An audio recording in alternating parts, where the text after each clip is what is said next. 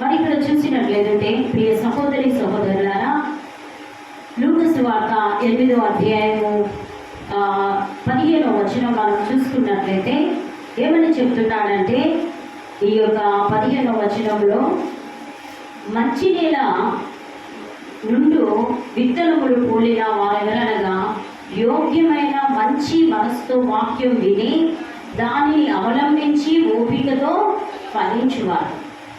చూడండి, మంచి నేల మీద పడిన విత్తనము.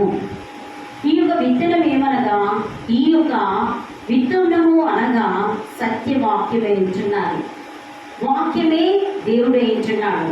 కాబట్టి ఈ వాక్యాన్ని మనం ఎప్పుడైతే మన హృదయాల్లో మరి వాక్యాన్ని వినిన వారు దానిని మరి నిజమైన హృదయముతో పట్టుకొని సహనముతో ఫలమును ఫలించేవారై ఉంటున్నారు. మరి చూడండి, ఇక్కడ ఎంచున్నాడు, వాక్యమే దేవుడు కాబట్టి వాక్యాన్ని చాలా జాగ్రత్తగా వినాలి. వాక్యము వినుట వలన విశ్వాసము కలుగుతుంది. వాక్యము మనలను మరి ఏంటిదండి, వాక్యం మనలను నడిపిస్తూ ఉంటుంది. కాబట్టి వాక్యమే దేవుడు కాబట్టి వాక్యాన్ని చాలా జాగ్రత్తగా వినాలి. ఇక్కడ ఏమైనా అంటున్నాడు చూడండి, వాక్యాన్ని వినిన వారు దానిని ఏంటిదండి, మంచిగా నిజముగా నీ హృదయంలోనికి ఆహ్వానించుకోవాలి. అంతేనా? పిచ్చి పిచ్చి ఆలోచనలు, పిచ్చి పిచ్చి తలంపులు, పిచ్చి పిచ్చి మరి హృదయంలో అన్ని ఆలోచనలు పెట్టుకొని ఏమో అనుకొని నీవు ఆలోచించకూడదు. ఏంటిది, నువ్వు దేవుని యొద్దకు వచ్చాము, మనము దేవుని ఆరాధించడానికి వచ్చాము, దేవుని ఆత్మతో సత్యముతో ఆయనను ఆరాధించడానికి వచ్చాము. కాబట్టి మనం ఏంటిదండి, మనము ఫలించాలంటే వాక్యం వినాలి. వాక్యం వింటేనే వాక్యానుసారంగా దేవుడు మనతో మాట్లాడి ఆ యొక్క వాక్యము మనలో ఏంటిదండి, మరి ఉదక స్నానం కూడా చేపిస్తూ ఉంటుంది. మరి వాక్యము మనం వినుట వలన మనకు ఫలాలు దేవుడు మరి ఏంటిదండి, ఫలాలు మరి కాయడం జరుగుతుంది, ఫలాలు మనకు లభిస్తూ ఉంటాయి. కాబట్టి చూసినట్లయితే మరి యేసయ్య ఇలా చెప్పాడు. ఏమని చెప్పాడంటే, విత్తనము మరి ఏంటిదట, మనము ఒక విత్తనం మన హృదయంలో వాక్యం అనే విత్తనం మనము ఏంటిది నాటుకోవాలి. అంతేనా కదా? నీ వాక్యం నీలో లేకపోతే నీ జీవితము మార్పు అనేది ఉండదు. నీ జీవితము వాక్యమే దేవుడు కాబట్టి నీలో దేవుడు వాక్యమే లేనప్పుడు దేవుడు ఎలా ఉంటాడు? దేవుడు ఉండాలి అని అంటే వాక్యము చదవడం ప్రారంభించాలి, వాక్యానుసారంగా జీవించడము నేర్చుకోవాలి.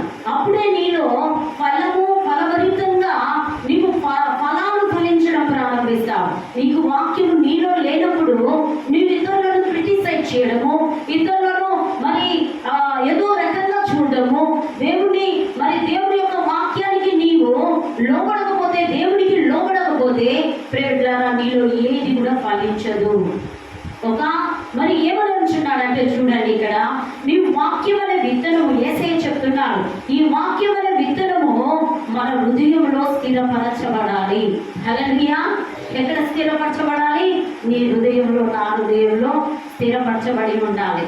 ఎప్పుడైతే నీ హృదయంలో, నా హృదయంలో దేవుని యొక్క వాక్యము స్థిరపరచబడుతుందో నువ్వు తప్పు చేయడానికి భయపడతావు, నువ్వు ఇతరులను నిందించడానికి భయపడతావు, ఇతరులను అవమానపరచడానికి భయపడతావు, ఇతరులను ఏలన చేయడానికి భయపడతావు.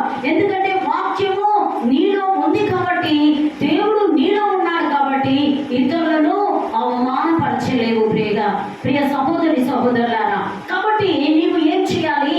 వాక్యాన్ని నీ యొక్క హృదయంలో మరి ఏంటిది ఉంచాలి.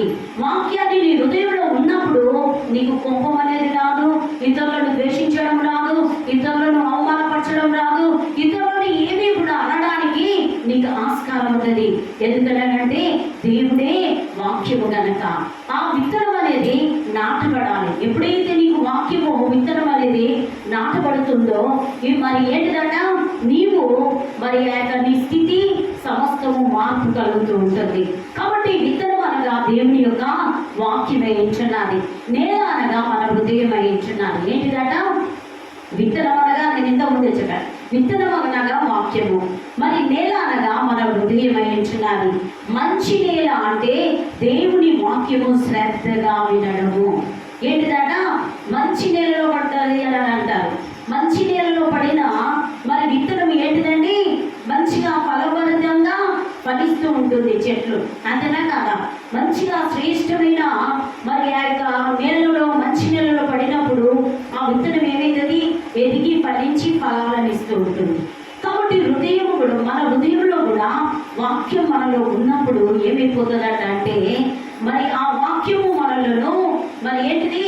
ఫలాలను ఏంటిది?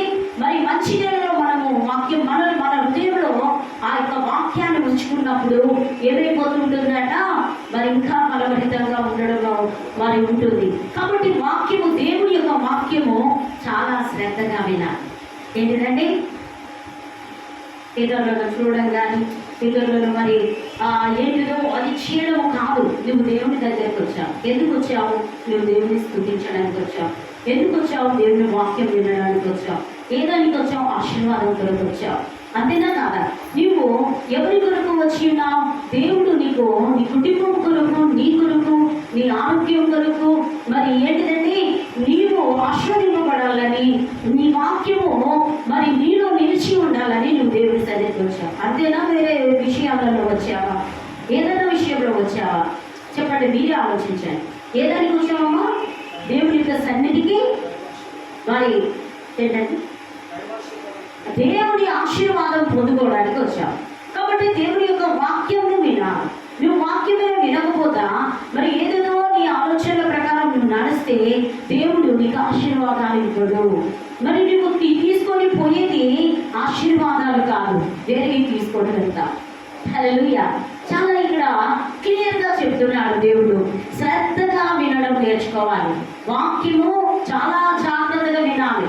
నీకు అర్థమైనా కాకుండా వాక్యము దేవుడు కాబట్టి నీవు చాలా జాగ్రత్తగా వినాలి. ఎందుకంటే దేవుడు మనతో మాట్లాడుతున్నాడు. దేవుడే కాబట్టి దేవుడిని మనం ఎలా ఆయన సన్నిధి నుండి మన హృదయంలోనికి ఎలా చేర్చుకోవాలన్నది నేర్చుకోవాలి.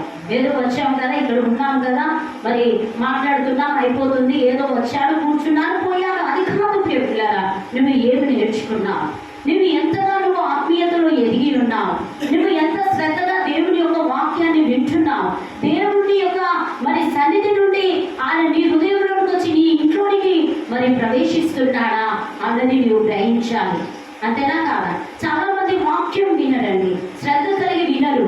ఏదేదో ఆలోచనలు, ఏదేదో తలంపులు, ఏదేదో అపవాది వారిని అలాంటి మరి ఏంటిది స్థితికి తీసుకొని వెళ్తూ ఉంటుంది.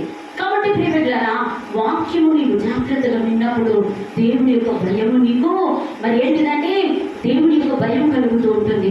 ఏదైనా తప్పు చేయాలన్నా, ఏదైనా మాట్లాడాలన్నా, ఎవరితో ఏమన్నా మరి సంభాషించాలన్నా నీవు ఏంటిదంటే వాక్యము, దేవుడు నీకు ముందుగా వస్తూ ఉంటాడు. వాక్యం ముందుకు వస్తుంది. నీవు ఏం చేయాలి? జాగ్రత్తగా వినడము, నీ హృదయంలో దాన్ని నిలుపుకోవడం చాలా ముఖ్యమై ఉంటున్నారు. ఏంటిదట? నీకు అర్థమవుతుందా? అసలేంది అర్థమవుతుందా? వాక్యాన్ని ఏం చేయాలట? నీ హృదయంలో నింపుకుంటే పాపపు ఆలోచనలు రావు. నీ హృదయంలో ఏం నింపుకోవాలట? చెడు మాటలా? ఇతరులను ఏమన్నా అనడమా? ఏం నింపుకోవాలట? చెప్పండి, ఏం నింపుకోవాలి? దేవుని ఏం నింపుకోవాలి? ఏం నింపుకోవాలి? వాక్యం లేకపోతే ఇంకేమైనా నింపుకుందామా? ఏం నింపుకోవాలట? దేవుని యొక్క వాక్యము నింపుకోవాలట. దేవుని యొక్క వాక్యమును నీవు నింపుకున్నప్పుడే నీ యొక్క ఆలోచనలన్నీ వెళ్ళిపోతాయి, నీ బలహీనతలన్నీ వెళ్ళిపోతాయి, నీకు పీస్ ఆఫ్ మైండ్ దొరుకుతుంది, నీకు చాలా నెమ్మది దొరుకుతుంది. చాలా మందికి వాక్యము తెలియకనే చాలా మంది తప్పుల్లో పడిపోతూ ఉంటారు, పాపంలో పడిపోతూ ఉంటారు, లోకంలో పడిపోతూ ఉంటారు, దేవుని సన్నిధికి దూరం కావడం ప్రారంభిస్తారు, దేవుని యొక్క సన్నిధిని మరి ఏంటిదని నిరాకరించడం ప్రారంభిస్తారు. ఎందుకులే చర్చికి వెళ్ళేదని ఆలోచనలు కలగ చేస్తుంది. ప్రియమిత్రులారా, ఏంటిది? నీవు వాక్యం విననప్పుడు అపవాది నీకు అలాంటి ఆలోచనలు కలగ చేస్తుంది. హల్లెలూయా. ఇక్కడ అంటున్నాడు, నీవు నీ హృదయంలో వాక్యాన్ని ఏం చేయాలి? శ్రద్ధగా వినాలి. చెప్పే మరి వాక్యము చెబుతున్న వారి యొక్క వాక్యము నీవు శ్రద్ధగా వినాలి. ఇప్పుడు మేము కూడా ఏంటిదని చెప్తున్నాం, మేము కూడా పాటించాలి. అంతేనా కాదా? ఇక్కడ ఏమన్నాడు? శ్రద్ధగా వినినప్పుడే ఆ వాక్యము నీలో ఏంటిదండి? నీవు శ్రద్ధగా విని నీ హృదయంలో దాన్ని నింపుకోవాలి. ఇప్పుడు ఏదైనా కష్టకాలం వచ్చిందనుకో, నువ్వేం చేస్తావు? ఆ వాక్యం నువ్వు ఎత్తి పట్టుకొని ప్రార్థన చేయడం ప్రారంభిస్తావు. అంతేనా కాదా? అంతే. చిన్న చిన్న వాక్యాలు మనము దేవునికి వాక్యం నేర్చుకున్నప్పుడు ఏం చేస్తాం? మరి దేవా నీవు నా రాకపోకలేదు తోడుగా ఉండి దేవుడు ఇచ్చున్నావని మన వాక్యం ద్వారా ఆ ఎత్తిపట్టి ప్రార్థన చేయడం ప్రారంభిస్తాం. నా ప్రక్కన 1000 మంది పడినను, నా కుడి ప్రక్కన 10,000 మంది కూలినను, అపాయం నా ఎదుగు రాదు అని ప్రార్థన చేయడం ప్రారంభిస్తాం. ఇప్పుడు ఏంటిది? నీకు వాక్యము తెలుసు కాబట్టి ఆ ప్రార్థన చేస్తావు. నీకు వాక్యమే తెలియనప్పుడు నువ్వు ప్రార్థన చేయలేవు, ఆ వాక్యాన్ని పెట్టి ప్రార్థన చేయలేవు. కాబట్టి వాక్యము చాలా జాగ్రత్తగా వినాలి. ఆ యొక్క వాక్యము ధ్యానిస్తున్నప్పుడు, అంటే చదువుతూ ఉన్నప్పుడు, ధ్యానిస్తూ ఉన్నప్పుడు నీ హృదయంలోనికి అది ఆహ్వానించుకోవాలి. అప్పుడు ఆ వాక్యము స్థిరంగా నిలవబడుతుంది. ఎక్కడ? నీ హృదయంలో. హల్లెలూయా.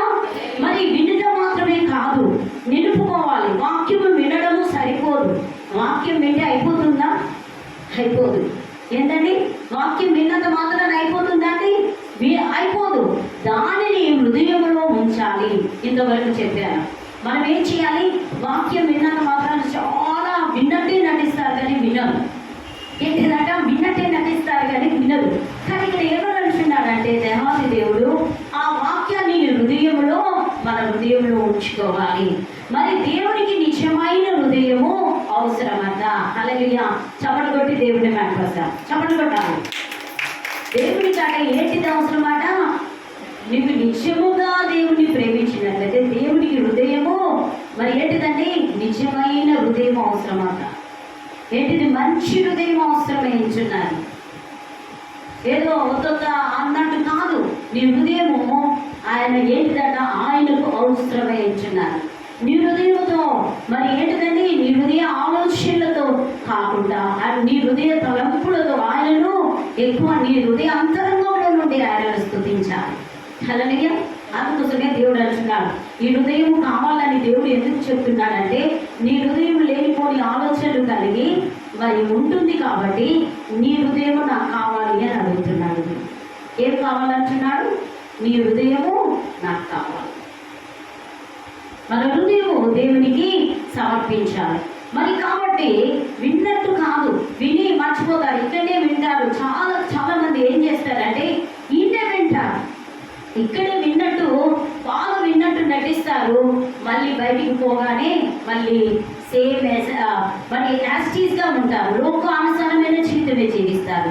ఆ విధంగా జీవించకూడదు. బిడ్డలారా, దేవుడు చూస్తున్నాడని నువ్వు మర్చిపోకూడదు. ఎప్పుడైనా దేవుడు నన్ను చూడట్లేదు కదా, నేను ఏమి చేసినా నన్ను చూడట్లేదు కదా, ఏదైతే తీయని నీవు ఆ తప్పు చేయకూడదు. ఎలాంటి తప్పు? దేవుడు నన్ను ఏం చూడట్లేదు అని నువ్వు అనుకోవద్దు.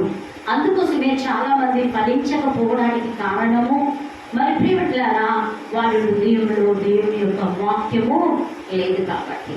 వారి హృదయంలో ఏం లేదండి? వాక్యము లేదు. వాక్యము వారి హృదయంలో లేదు కాబట్టి వారు ఏంటిదండి? వ్యర్థమైన ఆలోచనలు ఆలోచించడం ప్రారంభిస్తూ ఉన్నారు. ఇక్కడ చూసినట్లయితే మరి ద్వంద్వ స్వభావం అంటే ఏంటిది? 2 తలంపుల మనస్సులు ఉంటారు. చూడండి, 2 తలంపుల మనస్సు కలిగిన వారు ఉంటారు. ఎలాంటి వారు? ద్వంద్వ స్వభావం కలిగిన వారు. అంటే 2 తలంపుల ఆలోచనలు. ఇప్పుడు చర్చ్కి వస్తామని అంటారు, మళ్ళీ కొంచెం సేపటికి చర్చ్కి రామని అంటారు. మరి ఏంటిది? పని చేస్తామని అంటారు, మళ్ళీ కొంచెం సేపటికే చేయమని అంటారు. మరి కొంచెంసేపు పాట పాడతామని అంటారు, కొంచెంసేపటికే పాట పాడని అంటారు. మీరు ఎలాంటి స్వభావం కలిగిన వారు? 2 ఆలోచనలు కలిగిన వారు అభివృద్ధి కాదు. హల్లెలూయా. హల్లెలూయా. 2 ఆలోచనలు కలిగి ఉండదు. మరి ఎలాంటిది? మరి దేవునికి ఎలాంటిది అవసరం ఏంటున్నదంటే స్వచ్ఛమైన హృదయము. ఏంటిదట? మంచి స్వచ్ఛమైన మరి హార్ట్, మరి మంచి హృదయం కావాలట దేవునికి. అంతేనా? మన హృదయంలో అన్ని పెట్టుకుని యేసయ్యా నువ్వు నాకు సహాయం చేయ, యేసయ్యా నువ్వు నాకు తోడుగా ఉండయ్యా, యేసయ్యా ఇది చేయి అది చేయి అంటే ఇస్తాడా దేవుడు? లేదు. ఏంటంటే నీవు ఎలా ఉండాలట? నీ స్వచ్ఛమైన హృదయం కలిగి ఉండాలట. అప్పుడే దేవుడు నీతో మాట్లాడడం ప్రారంభిస్తాడు. ఊరికేనే సర్వోన్నతుడైన దేవుడు, ఆయన పరిశుద్ధుడైన దేవుడు ఊరికేనే నీతో మాట్లాడాడు. అంతేనా?